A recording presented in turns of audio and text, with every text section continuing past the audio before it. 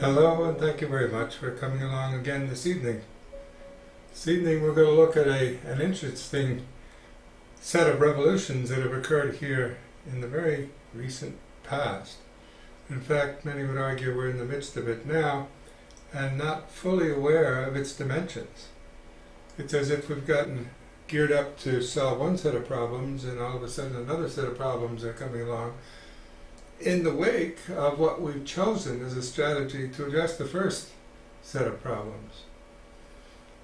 So we're going to look at what's been called by some a gift from God in the recent availability of fossil fuels because of revolutionary techniques, and try to assess, in a sense, where we are in the midst of what some are calling a energy supply revolution.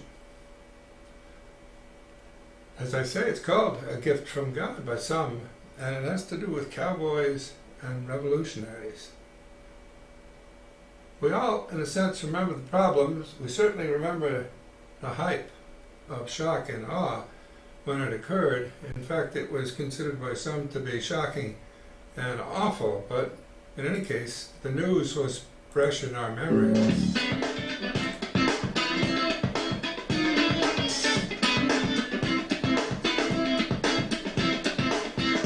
From Pacifica, this is Democracy Now! This hour, American and coalition forces are in the early stages of military operations to disarm Iraq, to free its people, and to defend the world from grave danger. It was 15 years ago today when the U.S. invaded Iraq. The war would go on to destabilize the Middle East and continues today.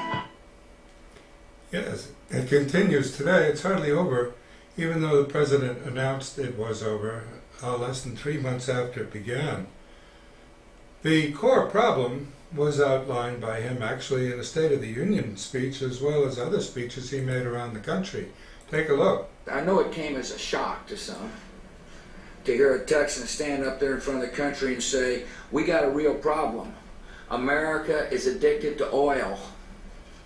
But I meant it, because it's a true fact, and we've got to do something about it now.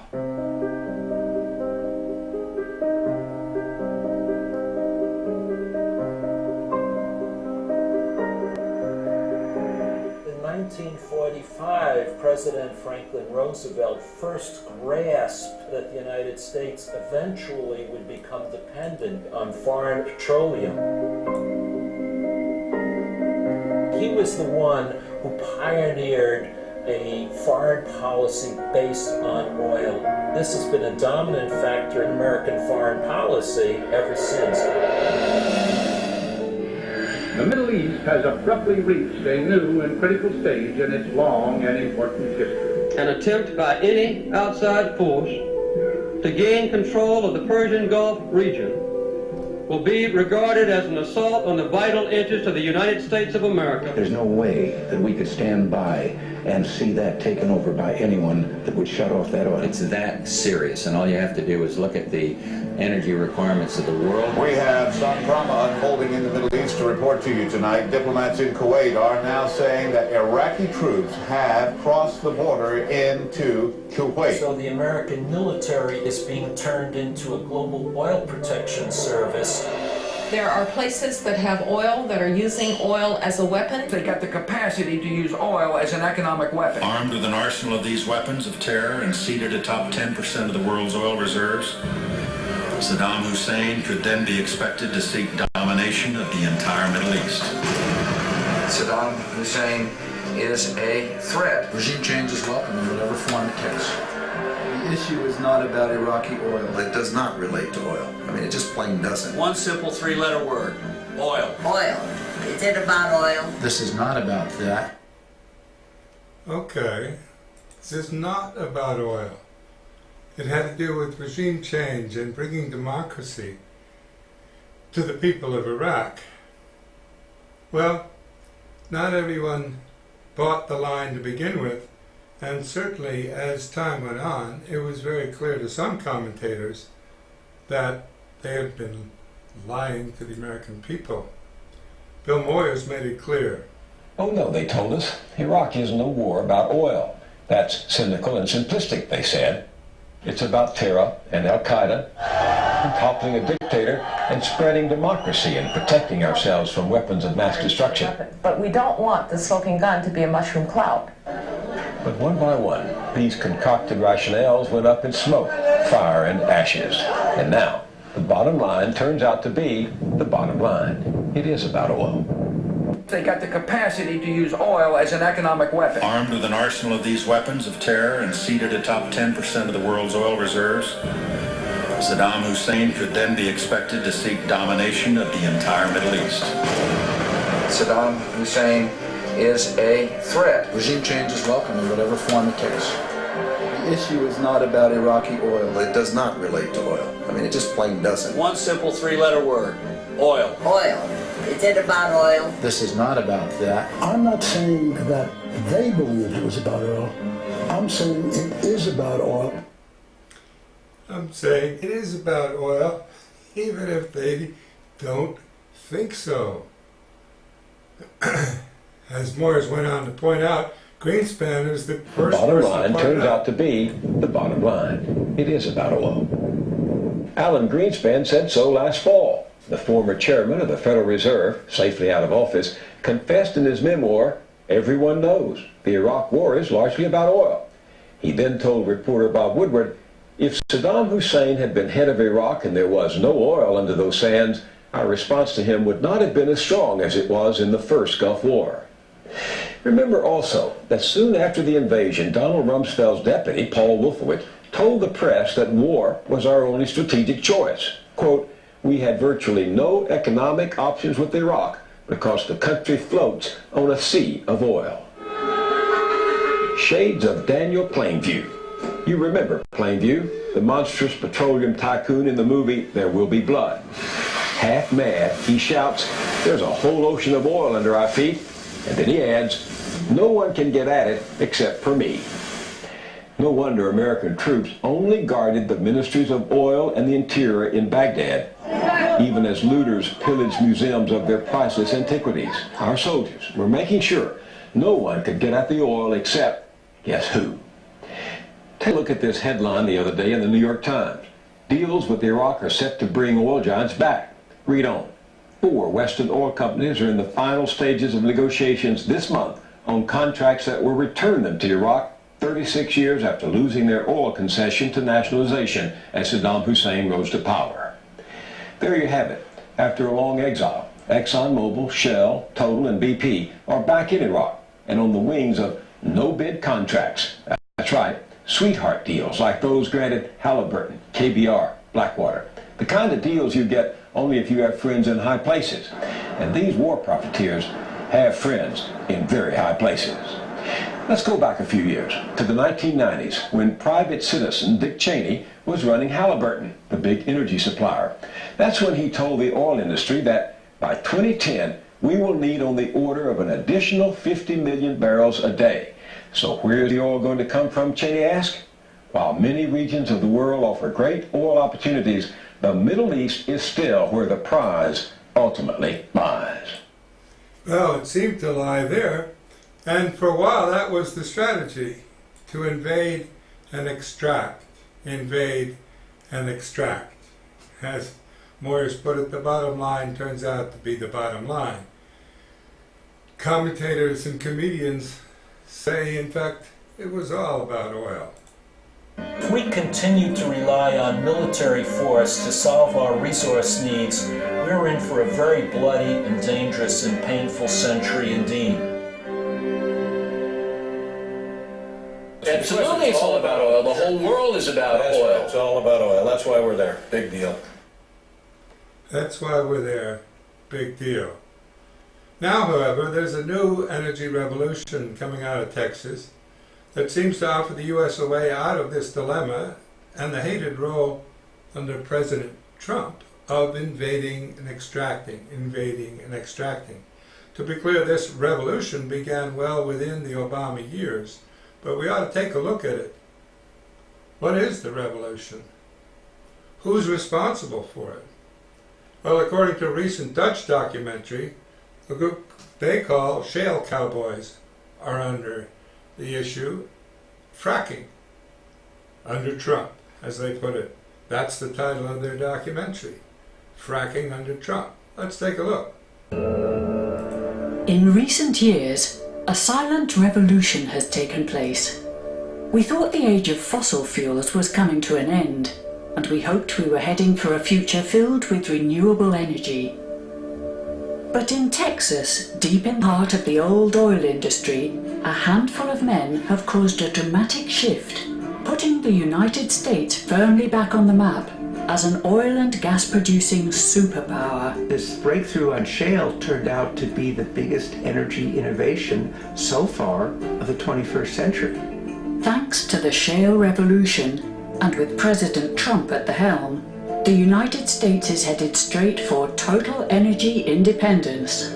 President Trump will fuel America's future and become the first president to achieve American energy independence. The shale revolution has opened up a huge reservoir of fossil energy. I'll say this, wherever there's oil fields, there's shale somewhere nearby that have not been drilled, and that's all over the world. But what exactly does the shale revolution entail? We shouldn't be exploiting any more fossil fuel gas because it's ruining our planet. This is Backlight. Welcome to Trumpland.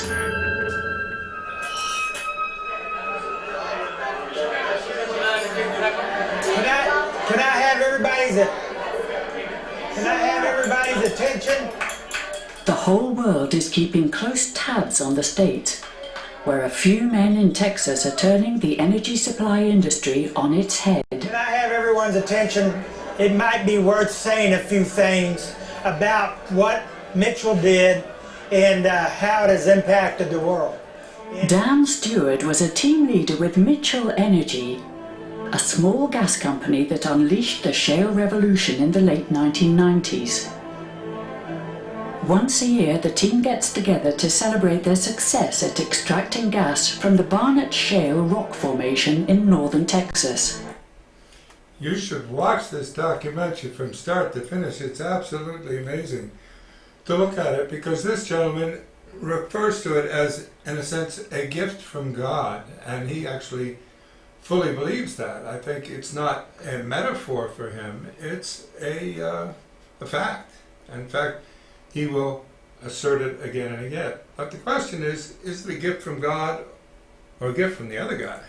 Take a look.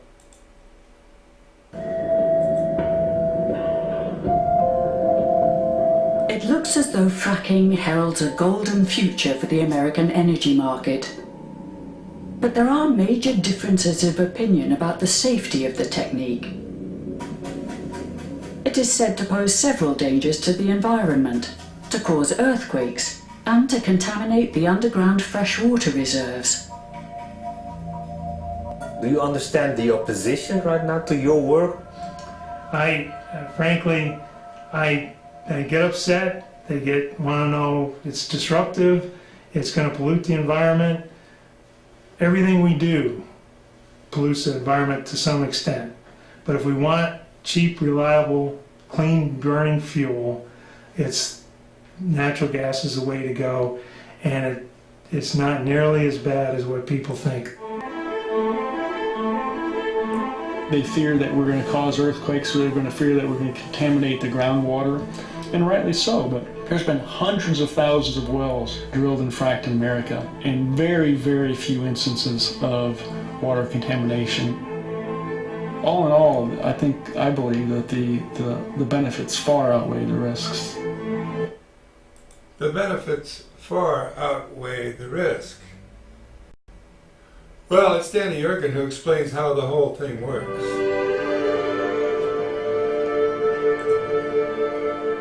The impact of the shale revolution has really been enormous, not only for the U.S. energy industry, but for the U.S. economy. We had at our conference in Houston in early 2014, Ben Bernanke, who had been the chairman of the Federal Reserve, he just stepped down. And I said to him, what's the impact of this shale revolution on the overall economy? And he said, it's one of the most positive things that's happened to our economy since the financial collapse of 2008. Then he paused and said, maybe the most positive. So it had many positive effects that just were not anticipated. In the case of gas, and then in the case of oil, once it started unfolding, it unfolded a lot faster than people thought and turned out to be a lot bigger.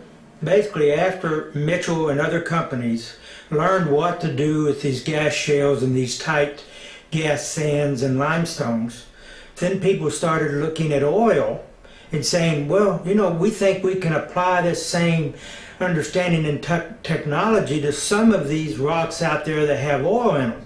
And pretty soon, we are very close to surpassing our previous peak oil. The U.S. supply just kept increasing at a faster and faster rate, and you had a world oil market that was oversupplied. And in November of 2014, OPEC, really led by the Saudis, just decided that if they cut back, all they were going to do was keep prices high and make more room for the United States, make more room for Russia, make more room for other countries. And they said, we're not going to do that anymore. And then the price began to collapse. Well, it collapsed because the Saudis didn't cut back. They kept producing, trying to outproduce the Americans. Now this is extraordinary. You have a competition between new revolutionary techniques of producing oil and the biggest oil producer in the world, and the result is a collapse in global price. It's gotten cheaper. We're getting more oil out of the wells for less cost. And so that's where we're at. 10 years from now, I don't know. Maybe we'll be able to produce it at $30 a barrel. Everybody in the U.S. It just depends on how much we can recover and how good we get at that recovery. How much we can recover, how good we get at it, how much we can deliver to the market. But a huge, and as yet unaddressed, contradiction remains at the core of this energy revolution. It's not really a revolution. Any honest assessment has to start with a full cost accounting, and this becomes immediately apparent if you look at the bigger questions. Take a look. We're facing the fact that we've done cost-benefit analysis and looked only at the benefits, not looked at the costs. The whole carbon bubble, the carbon moment in human history, is one great big gaspillage of a resource with no cost accounted for in terms of its impact on a global functioning ecosystem. If those costs were internalized, you'd be paying $57 a gallon for gas, right? So, yeah, we got to get the metrics straight, but we also just have to move off of carbon. Not because it's becoming more scarce. A few years ago, we used to think, and on one of the graphs I used, it was the peak oil question that was the great anxiety. We're going to run out of the stuff. Well, in fact, we're not going to run out of fossil fuels in the known future, especially with the new technologies used in fracking and the like. It's not the scarcity of the material, it's the impact of the material. We can't survive using that amount of carbon. Just on the post-Columbian city basis. Post-Columbian cities are those that were put in place after Columbus discovered, as it were, the New World. He didn't discover it because it wasn't lost, right? But in any case, the post-Columbian city was put in place pretty much at sea level, because that's how you got here, right? On a boat. The post-Columbian city is under challenge. If you didn't see the graphic here, 1,400 cities in the United States alone. We can't survive in those cities with the combustion of terrestrial carbon. This is why the new movement that's emerging is called the carbon underground. We're trying to keep the carbon underground. and you start doing the metric for that, you measure progress in a very different way. Not how much carbon have you used, but how much have you sequestered? How much have you prevented from being used? Second point about other alternative energies, use the renewable ones.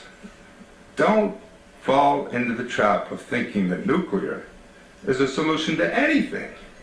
If you want to look at externalized costs, think about the tens of thousands of years of the waste products that you have to deal with. We don't even have human languages that have persisted long enough to label the stuff.